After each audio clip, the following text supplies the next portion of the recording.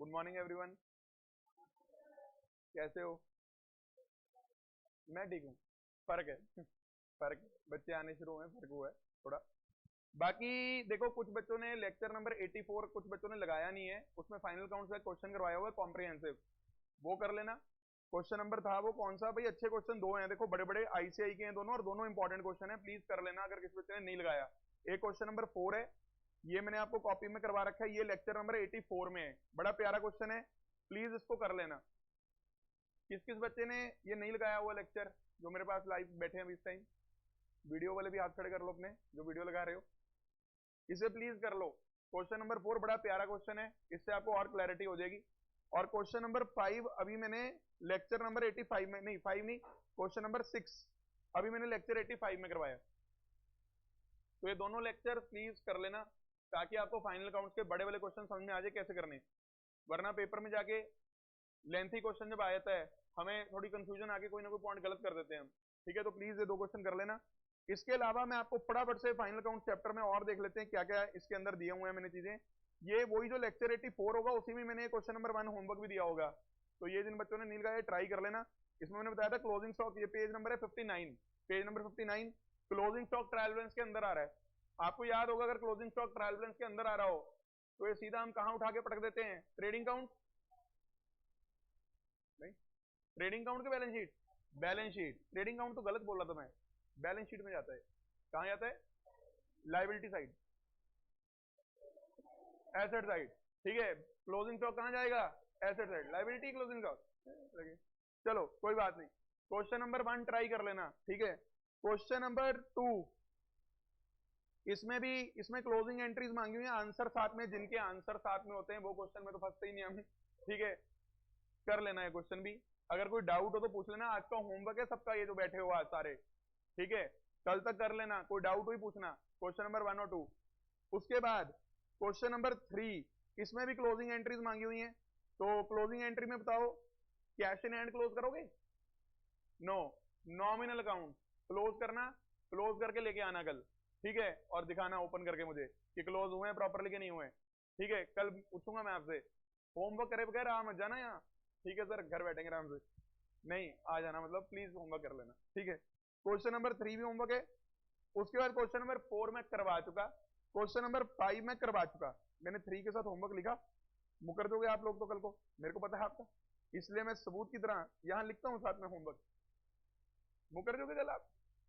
कहोगे sir oral चलता नहीं हमारे यहाँ, रिटर्न आपने करा नहीं।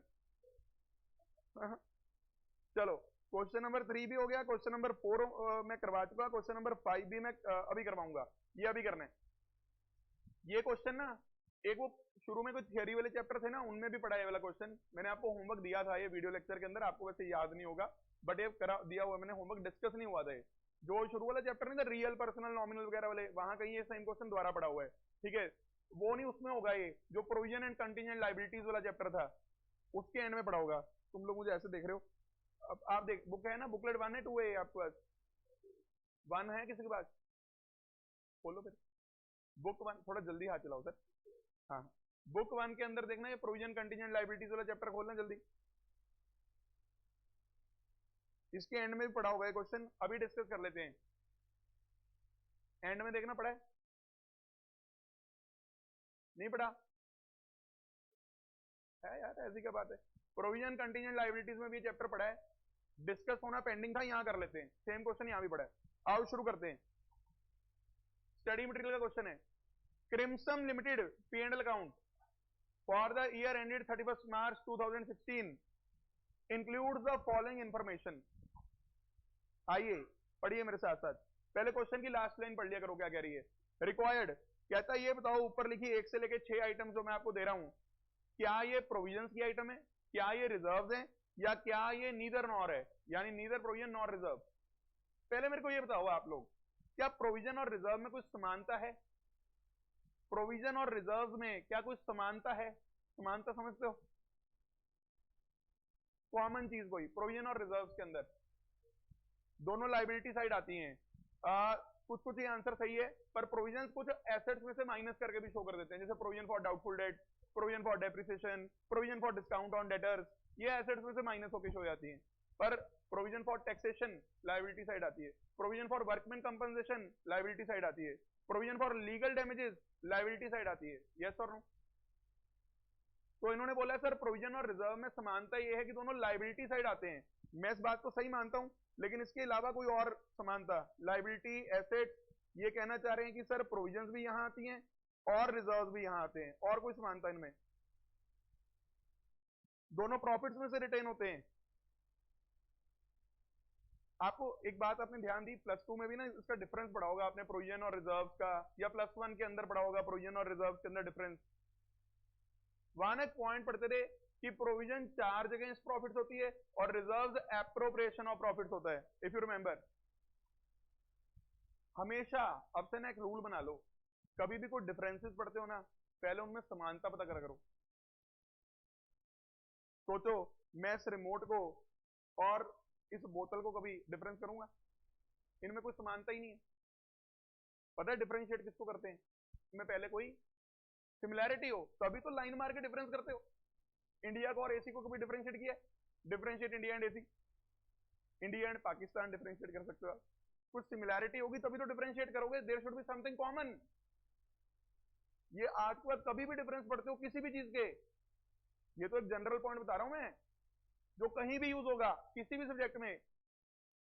whenever you are studying any difference, first try to find out some, फिर मजा आएगा ना डिफरेंस पढ़ने का कि हाँ क्यों पढ़ रहे हैं डिफरेंस। तो प्रोविजन और रिजर्व में मैं आपको डिफरेंस बताने से पहले मैं आपको ये बताता हूं इनमें सिमिलैरिटी क्या है। दोनों में अमाउंट रिटेन होती है बिजनेस के अंदर, लेकिन इन्होंने जो कहा प्रॉफिट्स में से रिटेन होती है, ये जरूरी नहीं है, अमाउंट रिटेन होती है दोनों में। कैसे? प्रोविजन की एंट्री क्या करते थे आप? P and L account debit to provision, provision for doubtful debts की एंट्री यही डाली आपने। यस और नो? पी एंड एल में खर्चा बुक हुआ, बताइए जब खर्चा बढ़ेगा, जब खर्चा बढ़ेगा इससे प्रॉफिट गिरेगा। बताइए कैश बढ़ेगा या घटेगा? कैश बढ़ेगा या घटेगा? No effect on cash.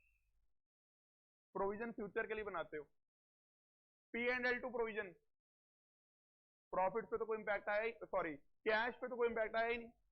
ये पॉइंट मैंने डेप्रिसिएशन के अंदर भी बताया था आपको, ये होता रहता मेरे साथ। ये पॉइंट मैंने आपको डेप्रिसिएशन के अंदर भी बताया था, अगर आपको याद हो, याद नहीं होगा। डेप्रिसिएशन भी मैंने कहा था नॉन कैश आइटम है, खर्चा बुक करवा देती है, प्रॉफिट कम करवा देती है, लेकिन कैश पे फर्क नहीं आता, इससे अमाउंट रिटेन होता है। याद करो मैंने आपको डेप्रिसिएशन के पर्पसेस में एक पॉइंट बताया था कि डेप्रिसिएशन लगाने से आपका फंड इकट्ठा होता है। जो मशीन आपने आज खरीदी, पहले साल डेप्रिशिएट करो, उसका प्रॉफिट कम करो बिजनेस का, ताकि कहीं वो डिस्ट्रीब्यूट ना हो जाए एज डिविडेंड। प्रॉफिट कम करने से फायदा क्या होता है? डिविडेंड ही डिस्ट्रीब्यूट होता हो। फर्स्ट ईयर भी अमाउंट रिटेन होगी। अब मान लो 1 लाख की मशीन है, आपने 5 साल उसकी लाइफ सोची, पहले साल 20,000 की क्या डाल दी? डेप, 20,000 रुपया रिटेन हो गया। अगले साल 20, 20, 20, 20, 5 साल में इधर से 5 साल खत्म हुई, मशीन का पटाखा बोल गया, उधर से 1 लाख रुपया रिटेन पड़ा है 5 सालों में, नई मशीन ले आओ। हालांकि इन्फ्लेशन वगैरह से मशीन का रेट चेंज हो जाएगा, वो बात एक अलग है, लेकिन आपकी अमाउंट रिटेन होगी। और प्रोविजन की खास बात क्या है? चाहे प्रॉफिट हो रहा हो चाहे ना हो रहा हो, प्रोविजन बनानी है तो बनानी है। This is known as charge against profit. और रिजर्व में भी होता अमाउंट रिटेन है, लेकिन ये होगा तभी अगर प्रॉफिट। मिस्टर मनी बता, एक छोटी सी चीज कर दें, दरवाजा खोल दें। Thank you. वीडियो वाले बच्चे अपना मोबाइल ना खोल देंगे, बैठो प्लीज। हाँ जी, आप समझ रहे हैं मैं क्या कह रहा हूं? तो प्रोविजन और रिजर्व में दोनों में सिमिलैरिटी क्या है? अमाउंट रिटेन हो रहा है, लेकिन दोनों में फर्क क्या है बहुत बड़ा? प्रोविजन में अमाउंट रिटेन होनी है, प्रॉफिट हो चाहे ना हो, और रिजर्व में अमाउंट तभी रिटेन होगी अगर प्रॉफिट है। यस और नो? सबको क्लैरिटी है? तो बाकी जो चीज प्रोविजन और रिजर्व दोनों में फिट ना हो रही हुई, वो नीदर नॉर है। आओ देखते हैं, क्वेश्चन पढ़ के देखते हैं क्या बोलता है। ये वैसे मैंने आपकी पुरानी रिवीजन करवाई है, वीडियो में मैंने बताई होगी, अब पता नहीं उस तरह पहुंची कि नहीं पहुंची, सारी बात ये जितनी मतलब फेस टू फेस में थोड़ा सा फर्क होता है, बट स्टिल जिन्होंने कंसंट्रेशन के साथ लेक्चर सुने होंगे उन तक सारी बातें पहुंची होंगी मेरे हिसाब से। बाकी ठीक है, जितनी पहुंच गई ठीक है। क्वेश्चन नंबर 5 आओ देखते हैं। सबसे पहले मुझे बताओ डेप्रिसिएशन क्या बोलूं इसे, प्रोविजन, रिजर्व या नीदर नॉर। आंसर देखने की गुस्ताखी मत करना, अपने आप दिमाग लगाओ। रिजर्व बोल दूं डेप्रिसिएशन को? नहीं, प्रोविजन पक्का।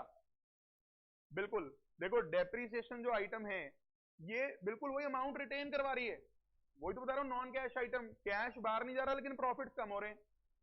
यस और नो? तो ये पहली आइटम क्या होगी, प्रोविजन। बैड डेट्स बोलो, सोच के बोलना, मुझे रीजन चाहिए साथ में। Reserve, provision, neither nor, reason बताना है। एक्सपेंस तो डेप्रिसिएशन भी है, बिल्कुल। बैड डेट से कोई अमाउंट रिटेन नहीं हो रहा, ये तो आपका लॉस है। अब डिफरेंस समझ में आ रहा है ना? तो bad debt is an actual loss, it is not a theory of future. ये तो लॉस हो गया रे, खत्म बात, कोई अमाउंट थोड़ी रिटेन कर रहे हो। तो ना ये प्रोविजन है ना ये neither nor. Third point, increase in provision for doubt. ये तो नाम से पता लग रहा है सर प्रोविजन है, हाँ कि ना? अच्छा, प्रॉफिट होंगे तो ये प्रोविजन बढ़ाओगे, या प्रॉफिट हो ना हो फिर भी ये प्रोविजन बढ़ानी पड़ेगी? बढ़ानी पड़ेगी। चार्ज अगेंस्ट प्रॉफिट है, अगर हमें लग रहा है आगे जाके हमारे बैड डेट्स होंगे तो हमें प्रोविजन बढ़ानी पड़ेगी, हम क्या करें, प्रॉफिट हो चाहे ना हो। फोर्थ पॉइंट, प्रपोज डिविडेंड, सोच के बोलना है। प्रपोज डिविडेंड, वैसे मैं आपको बता दूं इस आइटम पे ना विवाद रहता है। प्रपोज डिविडेंड का जो पुराना आंसर था हमारे आईसीआई का, तो 3 साल पहले तक इसी क्वेश्चन में आंसर प्रोविजंस करते थे इसका, प्रपोज डिविडेंड का।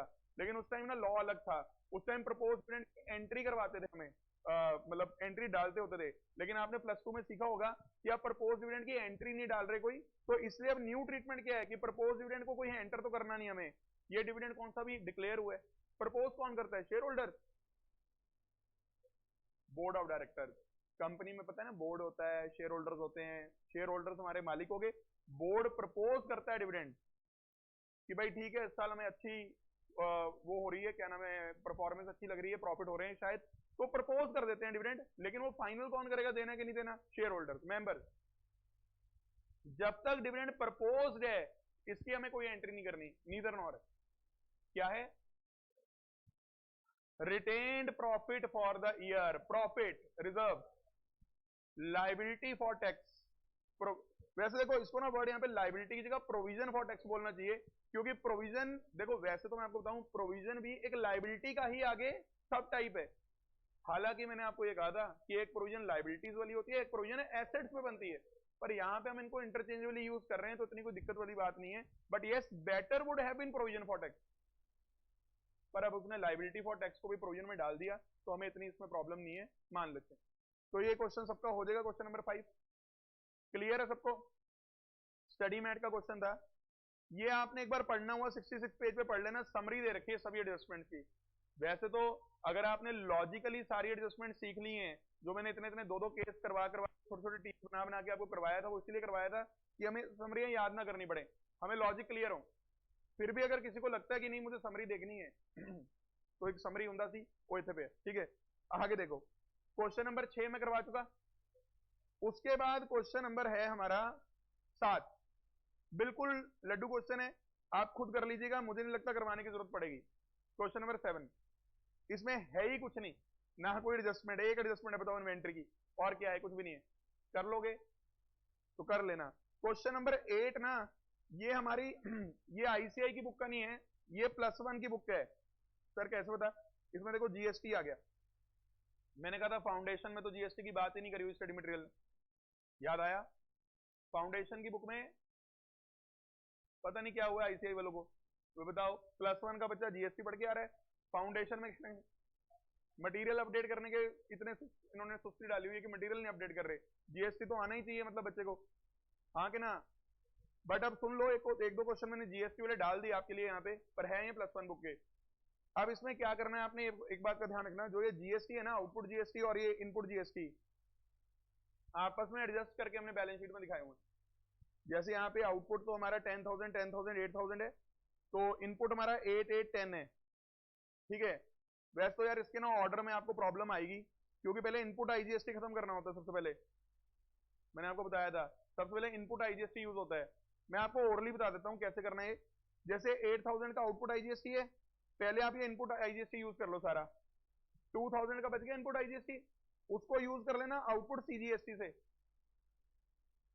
उसके बाद आउटपुट सीजीएसटी खत्म कर लेना, वो भी खत्म हो जाएगा सारा, क्योंकि ये 10 में से 2 उधर से यूज हो गया इनपुट आईजीएसटी से, बाकी 8 8 आपस में एडजस्ट हो गया, और जो एसजीएसटी रह गया वो 10 में से 8 यूज हो गया, सिर्फ 2,000 का बैलेंस शीट में नजर आएगा output CGST, sorry SGST.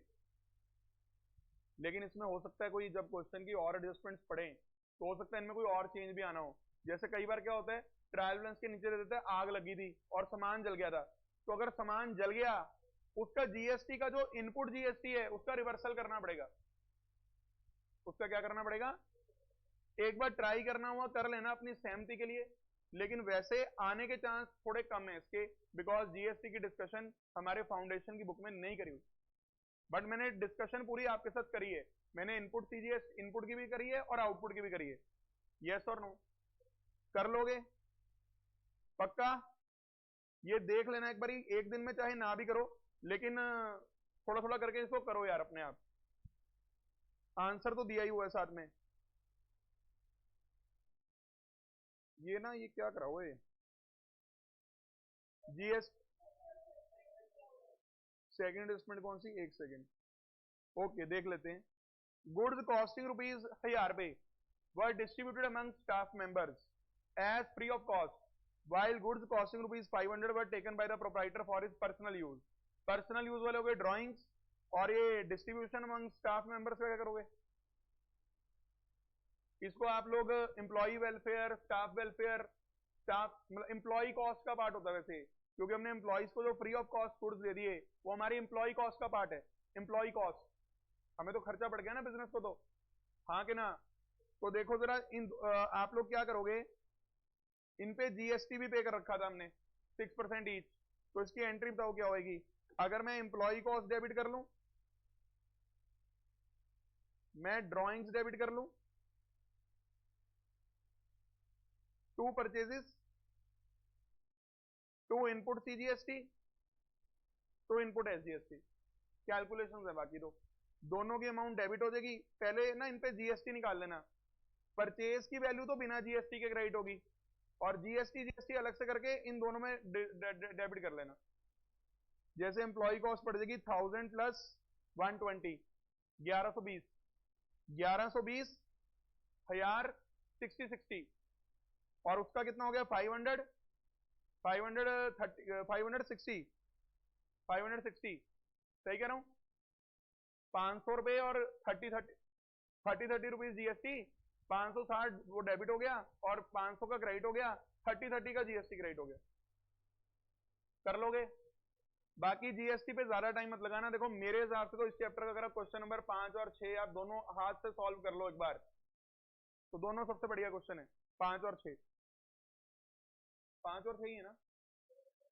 Third adjustment भी, एक मिनट, थर्ड एडजस्टमेंट भी एक मिनट बच्चे की थर्ड एडजस्टमेंट भी डाउट है भाई। नरेश को क्रेडिट सेल की थी हमने, नरेश को, उस पे आईजीएसटी भी था, इसे हमने सेल बुक में रिकॉर्ड ही नहीं करा, तो अब कर लो। अब कौन सा कोई तूफान आ गया, नरेश डेबिट मारो, सेल क्रेडिट करो, आउटपुट सीजीएसटी, आउटपुट एसजीएसटी।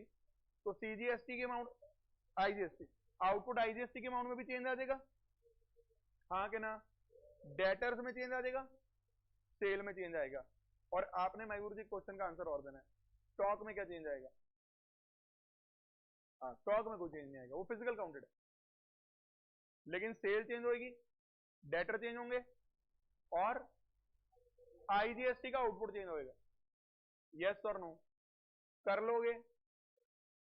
अच्छा एक मिनट, अब मैं बीच में ना कुछ ये छोड़ रहा हूँ, प्लस लेवल के हैं जिनमें जीएसटी वगैरह है, ये वाले क्वेश्चन आपने वैसे देखने को देख लेना, छोड़ भी दोगे चलेगा, लेकिन आपने जो पक्का देखना है वो मैं आपको बता देता हूं। पेज 80 पे ना ये आईसीआई क्वेश्चंस हैं, ये क्वेश्चंस हैं पेज 80 पे। आईसीआई के क्वेश्चन नहीं छोड़ सकते भैया आप, जो मर्जी हो जाए, वो अच्छे से करने हैं, समझ रहे हो। क्वेश्चन नंबर 1 सेम क्वेश्चन मैंने आपको कॉपी में लिखवा के करवा रखा है, चेक कर लो। याद है आपको ये वाला पॉइंट करवाया था मैंने कि 1 मंथ इन एरियर्स करके सैलरी पे करते हैं हम, भूल गए होगे, इसी बैच की बात है, कराया था मैंने। वहां पे 3 मैंने कैलकुलेशंस मांगी थी और कुछ बच्चों का सही आंसर आया था क्लासरूम पे, जब मैं क्लासरूम में कमेंट्स करवाता था, वो भी दिन थे, याद आ गया ना। तो ये क्वेश्चन हमने करा हुआ है। क्वेश्चन नंबर 2 ट्राई करो, ये भी पुराना देखो सबूत पड़ा है मेरे पास, होमवर्क दिया हुआ मैंने, उस लेक्चर में दे दिया होगा, पर अब चलो ठीक है, बीच में गैप आ गया, अब कर लो। अभी कौन सा पेपर हो गया हमारा, ठीक है। क्वेश्चन नंबर 2, क्वेश्चन नंबर 3 भी हमारे स्टडी मटेरियल का है, बस उसके बाद हमारा ये चैप्टर खत्म है। तो मैं कुल मिला के अगर आपको बोलूं तो पहले ये आखिर वाले 3 क्वेश्चन आईसीआई के, और इसके ऊपर जो मैंने पहले 7 पता नहीं 8 क्वेश्चन जो मैंने बताए वो सारे आईसीआई के हैं, तो इतने तो जरूर देख लेना। पहले पहले 6 क्वेश्चन ही रादर मैं कहूंगा, फर्स्ट 6 क्वेश्चन ये वाले जरूर देख लो, समझ गए मेरी बात, हाँ के ना, पक्का। और साथ में आपकी जो बुकलेट 1 है ना, उसको भी कल ले आना, जब आप कल फेस टू फेस क्लासेस में आओगे तो बुकलेट लेके आना, बुकलेट 1 अकाउंट्स की। उसमें भी मैं आपको मोटा मोटा बता दूंगा कि क्या पढ़ना है क्या छोड़ना है, थोड़ा बहुत बता देंगे उसके अंदर। बाकी उसमें एक चैप्टर भी रहता है हमारा, 1 या 2 यूनिट रहते हैं छोटे छोटे, एक टर्मिनोलॉजी वाला है, ठीक है, वो हम लोग कर लेंगे इंटरेक्शन में ही, थोड़ा बहुत मैं आपको ओवरव्यू उसका दे दूंगा। पढ़ने वाला ही चैप्टर ज्यादा है वो, जैसे बीसीके में एक चैप्टर है ना एंड में टर्मिनोलॉजी वाला, वैसे ही है, था ना बीसीके में भी टर्मिनोलॉजी, वैसे ही अकाउंट्स में भी टर्मिनोलॉजी का चैप्टर है, ठीक है जी। तो अभी मेरा ख्याल हम यहाँ पे आपसे आज इजाजत लेंगे। कल का टाइम 9:30 AM क्लासरूम पे हम अपडेट कर देंगे, और ध्यान से सुरक्षित होके ट्रैवल करा करें, ठीक है। Bye bye, thank you. Sir वो वीडियो ऑफ कर दो, थैंक यू।